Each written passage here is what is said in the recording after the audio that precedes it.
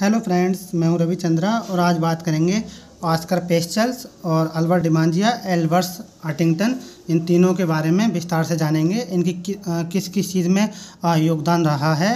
ये डिटर्मिनिज्म हैं, संभववादी हैं, मानववादी हैं, इन सब के बारे में बात करेंगे और जानेंगे इनका किस किस चीज़ में इनका योगदान रहा है। क्योंकि यहाँ से काफ़ी क्वेश्चन अब की बार भी देखे गए थे और हर बार यहाँ से क्वेश्चन बनता है कि कौन ह्यूमनिस्टिक्स हैं, कौन डिटर्मिनिज्म हैं, कौन पॉसिबिलिज्म के यानी संभववादी हैं, मानववादी हैं और नियतिवादी हैं। यहाँ से काफ़ी क्वेश्चन पूछे जाते हैं और उन जोग्राफर्स को लिया जाता है जहाँ काफ़ी कन्फ्यूजन होता है कि तो संभववादी हैं क्योंकि संभववादी के लिए इन्होंने कार्य किया है, लेकिन वास्तव में ऐसा नहीं होता है। चलिए आज इसी के बारे में देखते हैं। सबसे पहले देखेंगे ऑस्कर पेस्टल। तो जो ऑस्कर पेस्टल हैं, इन्होंने आधुनिक भौतिक भूगोल की नींव डाली थी। पूछा जाएगा किसने आधुनिक भौतिक भूगोल यानी कि मॉडर्न फिजिकल ज्योग्राफी की नींव डाली थी। तो फ्रेंड्स ये डाली थी ऑस्कर पेस्टल ने।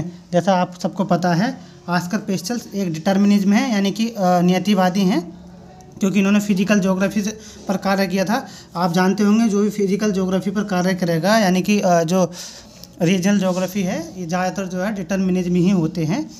तो इन्होंने जो है भौतिक भूगोल की नींव डाली थी ऑस्कर पेस्टल ने। पूछा जाएगा इनका मुख्य तथ्य या कार्य था जो नॉर्वे के फ्योर्ड हैं। आपने सुना होगा जो नॉर्वे का फ्योर्ड है। नॉर्वे एक देश है, सबसे ऊपर आप देखोगे ग्रीनलैंड, नॉर्वे वगैरह, उसके सामने देखोगे आइसलैंड के, तो वहाँ पर फ्योर्ड है फ्रेंड्स।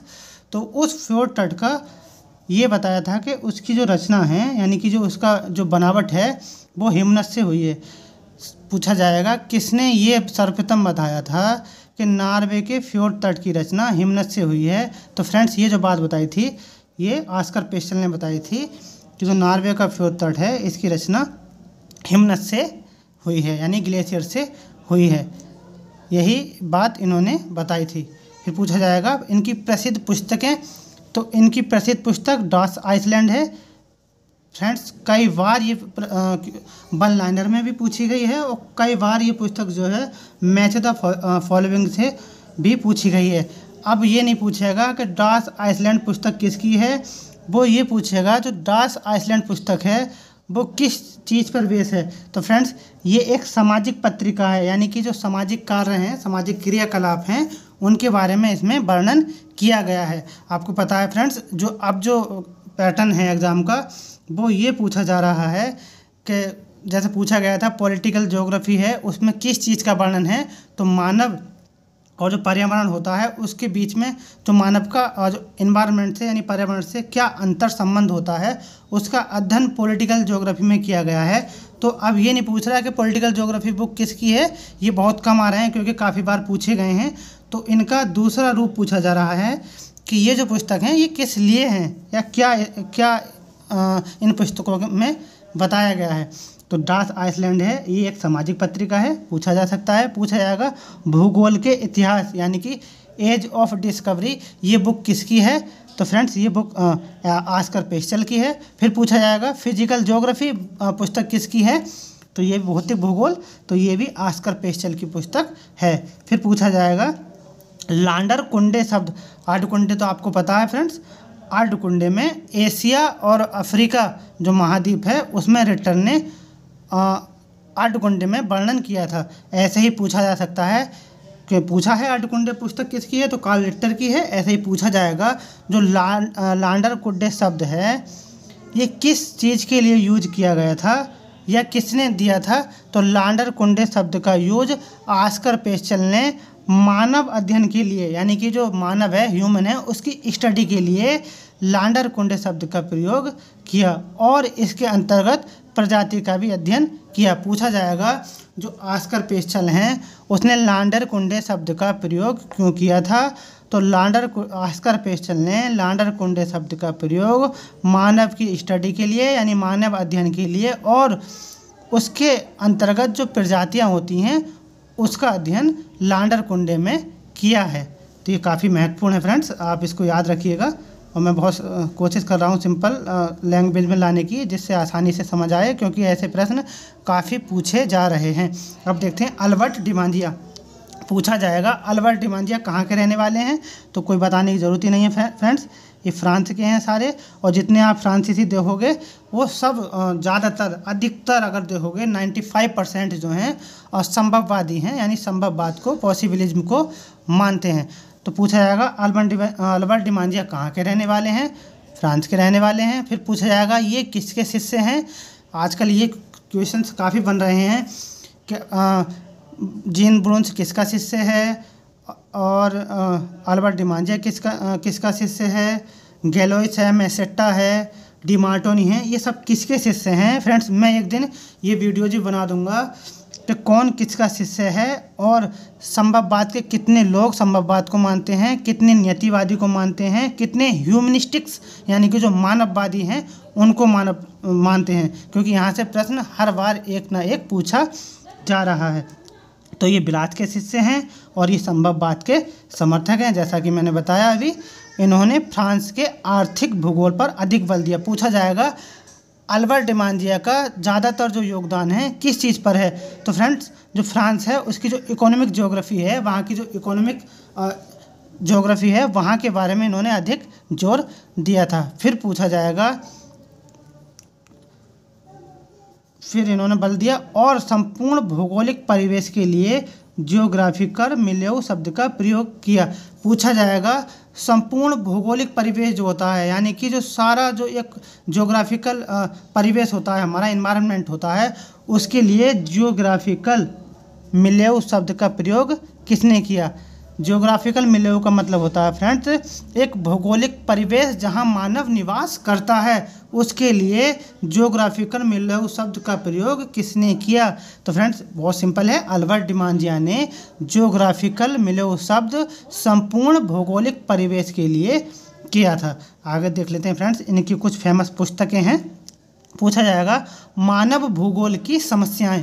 मानव भूगोल की समस्या ये पुस्तक किसकी है, यानी कि प्रॉब्लम्स ऑफ ह्यूमन ज्योग्राफी। पूछा जाएगा प्रॉब्लम्स ऑफ ह्यूमन ज्योग्राफी यानी मानव भूगोल की समस्या पुस्तक किसकी है, तो ये अल्बर्ट डिमांजिया की है। पूछा जाएगा ट्रांसपोर्ट ज्योग्राफी, ये पूछी गई है फ्रेंड्स 2017 का आप क्वेश्चन पेपर उठाओगे तो वहाँ transport geography match the following में भी पूछी गई है, क्योंकि ये रिपीटेड होती रहती हैं पुस्तकें। पूछा जाएगा ट्रांसपोर्ट ज्योग्राफी, क्योंकि जो अल्बर्ट डिमांजिया हैं उन्होंने ट्रांसपोर्ट ज्योग्राफी के आधार पर वहाँ जो मानव रहते हैं वहाँ का इन्होंने स्टडी की थी और बताया था कि जो ट्रांसपोर्ट ज्योग्राफी का मानव जो एक्टिविटी है उस पर क्या प्रभाव पड़ता है ट्रांसपोर्ट से यानी परिवहन से, तो उन्होंने इस बात को भी बताया था।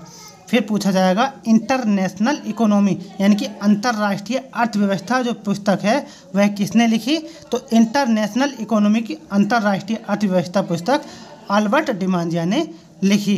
फिर पूछा जाएगा पेरिस का नगरीय अध्ययन किसने किया था। जैसा मैंने बताया अभी ट्रांसपोर्ट ज्योग्राफी में इन्होंने जो नगर का अध्ययन है ट्रांसपोर्ट ज्योग्राफी के माध्यम से फ्रांस यानी कि पेरिस जो फ्रांस की राजधानी है उसका अध्ययन किया था। किसने, अल्बर्ट डिमांजिया ने। पूछा जाएगा पेरिस का नगरीय अध्ययन किसने किया था, तो अल्बर्ट डिमांजिया ने पेरिस का नगरीय अध्ययन किया था। आगे देख लेते हैं फ्रेंड्स, पूछा जाएगा अब देख लेते हैं एल्सवर्थ हंटिंगटन। तो सबसे पहले जान लीजिए ये एक निश्चयवादी हैं यानी कि डिटर्मिनिज्म है। यहाँ से आपने देखा होगा 2022 का जो एग्ज़ाम हुआ था 5 जनवरी को सेकेंड शिफ्ट में पूछा गया था इनमें से कौन से निश्चयवादी हैं, तो फ्रेंड्स उसमें निश्चयवादी नहीं है यानी कि संभववादी हैं, कुछ इस तरह से पूछा गया था। तो उसमें हंटिंगटन को बहुत से लोगों ने माना था, लेकिन हंटिंगटन निश्चयवादी हैं, ये संभववादी नहीं हैं, क्योंकि इन्होंने सोचा होगा कि यार इन्होंने सभ्यता और जलवायु, मानव जातियों का चरित्र का वर्णन, मानव भूगोल का वर्णन किया है, सभ्यता के बारे में बताया है, तो ये कहीं ना कहीं मानव से रिलेट करता है, तो ये संभववादी हैं। लेकिन वास्तव में ऐसा नहीं है। एल्सवर्थ हंटिंगटन ने ये बताया था कि जो मानव जातियां हैं या मानव भूगोल है या मानव की जो सभ्यता है उस पर नेचर का यानी प्रकृति का क्या इम्पैक्ट पड़ता है उसके बारे में हंटिंगटन ने बताया था। उन्होंने ये नहीं बताया था कि इसमें मानव सेंटर्ड में है, उन्होंने ये बताया था कि प्रकृति का मानव पर क्या प्रभाव पड़ता है। इसलिए ये जो है डिटर्मिनिज्म है, यानी कि नियतिवादी हैं, ना कि संभववादी। तो यही पूछा गया था। तो आगे देख लेते हैं। डेविस के शिष्य थे, क्योंकि डेविस भी एक निश्चयवादी हैं, इन्होंने फिजिकल ज्योग्राफी पर कार्य किया है। पूछा जाएगा पल्स ऑफ एशिया, यानी कि एशिया का स्पंदन पुस्तक किसकी है? तो ये एल्सवर्थ हंटिंगटन की है, जो कि 1907 में लिखी गई है। ये प्रश्न पूछा गया है। पूछा जाएगा पैलेस्टाइन और उसका रूपांतरण, ये पुस्तक किसकी है? यानी कि पैलेस्टाइन और उसका रूपांतरण पुस्तक किसकी है? तो एल्सवर्थ हंटिंगटन की है। फिर पूछा जाएगा सभ्यता और जलवायु, यानी कि सिविलाइजेशन ऑफ क्लाइमेट, ये कई बार मैच द फॉलोइंग में पूछी जा चुकी है। तो ये जो है एल्सवर्थ हंटिंगटन की है। एक इनकी प्रसिद्ध पुस्तक और है जो पीजीटी में 2018 अगस्त को जो एग्ज़ाम हुआ था, तो उसमें पूछा गया था कि man and spring and civilisation, कुछ इस तरह से है पुस्तक वो, स्प्रिंग एंड सिविलाइजेशन, वो पुस्तक भी एल्सवर्थ हंटिंगटन की है। अब फिर एक और इनका देख लेते हैं, काफ़ी पुस्तकें हैं। मानव जातियों का चरित्र, ह्यूमन रेसेस ऑफ कैरेक्टरिस्टिक्स, पूछा जाएगा जो मानव जातियों का चरित्र है, ह्यूमन रेसेस ऑफ कैरेक्टरिस्टिक्स पुस्तक से ये किसकी है? तो एल्सवर्थ हंटिंगटन की पुस्तक से। फिर पूछा जाएगा मानव भूगोल के सिद्धांत, यानी कि प्रिंसिपल ऑफ ह्यूमन ज्योग्राफी।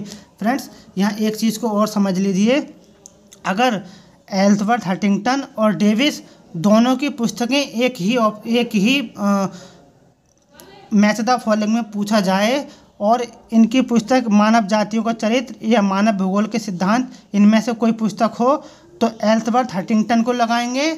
और अगर principle of human geography Davis अगर ऑप्शन में हो तो डेविस को भी लगाएंगे, क्योंकि principle of human geography Davis की भी पुस्तक है और principle of human geography Ellsworth Huntington की पुस्तक है।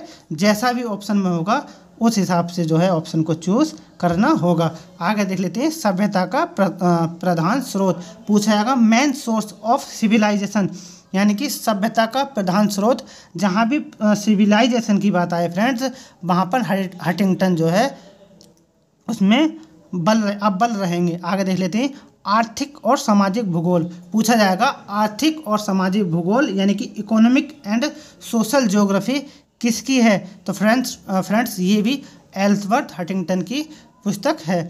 आगे देख लेते हैं निष्कर्ष क्या है। तो फ्रेंड्स, जैसा मैंने ये बताया था, इन्होंने मानव पर प्रकृति का क्या इफेक्ट है, क्या इम्पैक्ट है, क्या प्रभाव है, उसके बारे में बताया था, ना कि ये बताया था कि मानव प्रकृति में सर्वोपरि है, ना कि मानव सेंटर्ड में है। इन्होंने मानव को सेंटर्ड में नहीं बताया, इन्होंने भी प्रकृति को ही सबसे बेस्ट माना या सबसे सर्वोपरि माना कि प्रकृति ही सारा है, मानव उसमें निवास करता है प्रकृति के अंडर में, ऐसा बोल सकते हैं। यह एक निश्चयवादी हैं, जैसे मैंने बताया डिटर्मिनिज्म है।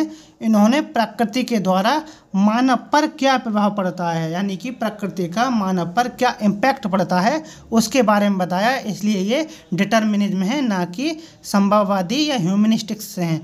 क्योंकि काफ़ी ज़्यादा कन्फ्यूजन हो जाता है, क्योंकि यहाँ पर मानव के बारे में ज़्यादा बात की है इन्होंने, सभ्यता की बात की है, मानव जाति की बात की है, तो लगता है कि कहीं ना कहीं ये मानववाद से संबंधित हैं। लेकिन ये बस ये बताने की कोशिश करते हैं कि जो मानव जातियां हैं, मानव की सभ्यता है, सामाजिक भूगोल है, जलवायु है, इन पर प्रकृति का क्या प्रभाव पड़ता है, इस बारे में बताने का प्रयास किया है, इसलिए ये डिटर्मिनिज्म है, निश्चयवादी हैं। तो फ्रेंड्स, ये आज की वीडियोज़ रही है। अगर अच्छी लगे तो लाइक ज़रूर करें और सब्सक्राइब कर लें, क्योंकि मैं रोज़ डेली एक न्यू वीडियोज़ बनाने की कोशिश करता हूं और बताने की कोशिश करता हूं आगे प्रश्न कैसे बन सकते हैं और किस प्रकार से हमें उनको करना होगा। तो फ्रेंड्स, आज के लिए इतना ही। Thank you so much. कोई भी अगर आपको कमी आती है मेरी वीडियोज़ में तो आप मुझे कमेंट करके बता सकते हैं कि ये गलत है, सही है, जिससे मैं सुधार कर सकूँ, क्योंकि मैं भी आपकी तरह ही एक तैयारी करने वाला हूँ, कंपटीटर हूँ। तो फ्रेंड्स, चलिए आज के लिए इतना ही। Thank you so much.